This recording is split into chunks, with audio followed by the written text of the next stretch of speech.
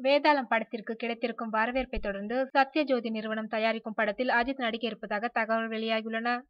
அந்நிறுவனம் தயாரிக்கும் படம் மலையாள படமான பாஸ்கர் தி ராஸ்கல் படத்தின் ரீமேக்காக இருந்தால் நன்றாக இருக்கும் என்று நினைக்கின்றது தயாரிப்பு நிறுவனம்.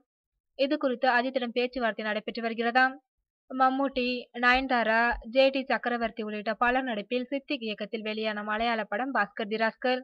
ஏப்ரல் 15ஆம் தேதி வெளியான இப்படம் வசூல் ரீதியாகவும் விமர்சன ரீதியாகவும் நல்ல வரவேற்பை பெற்றது. இப்படத்தின் தமிழ் ரீமேக்கில் முதலில் ரஜினி நடிக்க விரும்பினார். ஆனால் சில தடங்கல்கள் ஏற்பட்டதால் அப்படத்தின் ரீமேக்கில் நடிக்கும் முடிவை கைவிட்டார் ரஜினி. தற்போது அஜித்தை நடிக்க வைக்க முயற்சி செய்து வருகின்றனர். ஏற்கனவே அஜித்தின் அடுத்த படத்தையும் இயக்குனர் சிவா தான் இயக்க இருக்கிறார் என்று தகவல்கள் வெளியாகின. பாஸ்கர் தி ராஸ்கல் ரீமேக்கை அஜித்தை வைத்து சிவா இயக்குவாரா என்பது விரைவில் நடைபெற இருக்கும் பேச்சுவார்த்தையில் தெரிய வரும் என எதிர்பார்க்கப்படுகிறது.